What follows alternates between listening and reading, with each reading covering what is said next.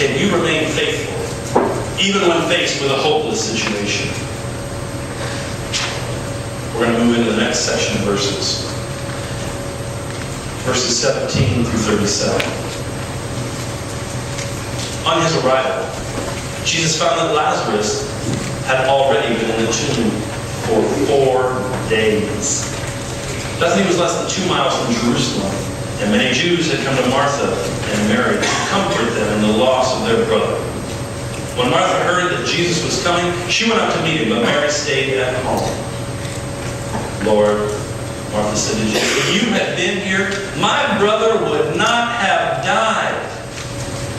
But I know that even now God will give you whatever you ask. Jesus said to her, your brother will rise again.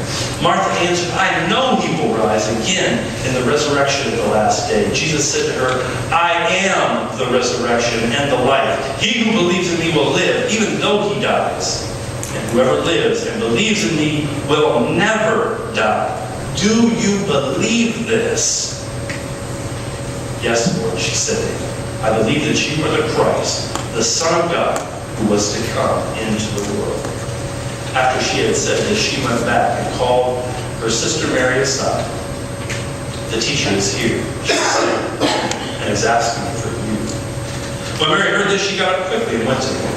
Now Jesus had not yet entered the village, but was still in the place where Martha had met him. When the Jews who had been with Mary in the house, comforting her, noticed how quickly she got up and went out, they followed her, supposing she was going to the tomb to mourn. When Mary reached the place where Jesus was and saw him, she fell at his feet and said, Lord, if you had been there, my brother would not have died. When Jesus saw her weeping, and the Jews who had come along with her weeping also, he was deeply moved in spirit and troubled. Where have you laid him? He asked. Come and see, he replied. Jesus wept.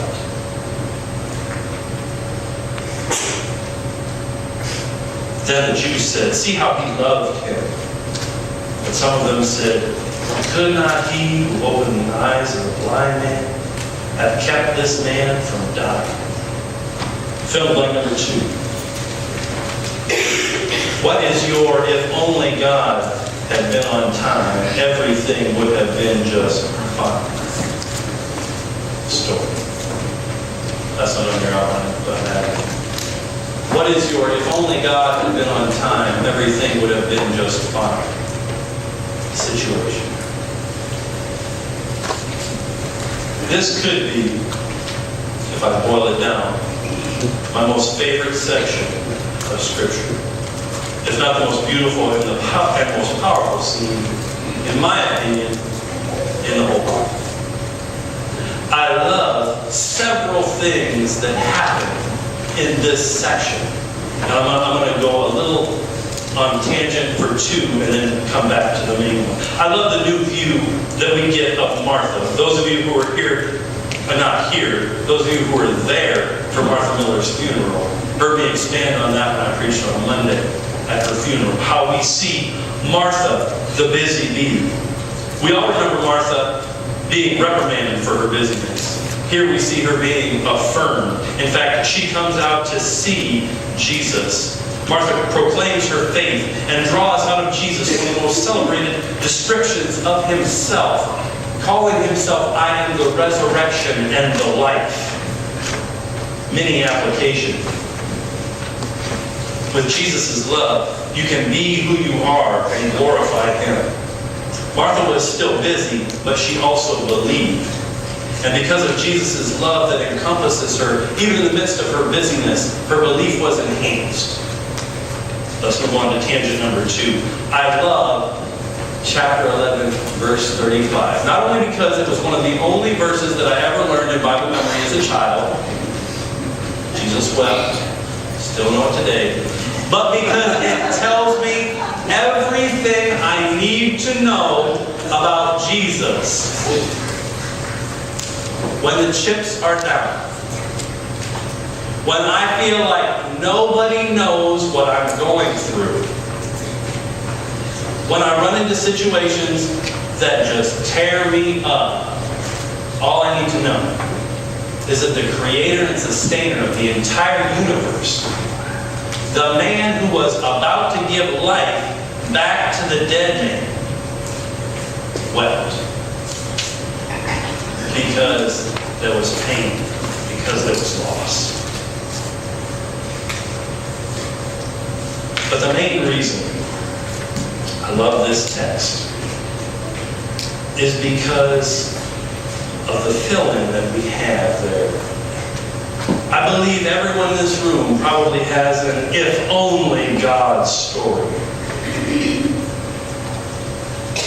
When I think back to my youth and the death that I saw, if only Beth's parents would have come home before she committed suicide. If only they would have found Kevin's cancer in his brain sooner. If only John and Todd's drunk driver would not have taken that extra drink. If only the car that hit Jane in the intersection would have been a couple seconds before or a couple seconds afterwards. God, why didn't you change things? If only you would have shown up. Maybe you have an if only story too. And this is where I hope we can expand this moment that we find in these few verses. That brief moment that we experience as people between death and resurrection. We really won't know why, but then we will. Right now, we have our if only God stories, but later we won't. So when is then? At the resurrection? Absolutely. At the end of all time and all things? Definitely. Our questions will be answered and we will know. But it's important that we observe also in the midst of that, Jesus is moving. Jesus is moving and Jesus is weeping with us, hoping and planning and plotting to make things right. Application. What is your if only story? Have you given up on Jesus? Have you said, if only he would have, but he didn't? God's timing is so cosmically different than ours. Mary and Martha had it in their heads and they told him about it. Jesus, you're 4 days late. You're 4 days late. Maybe you need to say, Jesus, you're 4 years late. Jesus, you're 4 decades late. Will you still go to him? Will you still go to him and say, Jesus, you were late. If you'd have been here, this wouldn't have happened. Can you still go to him? Can you still continue the conversation with him? With the assurance that he will make it right. That Jesus will answer your questions. Maybe not today, maybe not tomorrow, but soon. And it's because he loves us. We can't understand his time. But we have to at least try and understand his love for us. And that deep down, he cares for us and he will make things right. So let's take a glimpse of a little bit of that rightness in our final section of verses 38 through 44.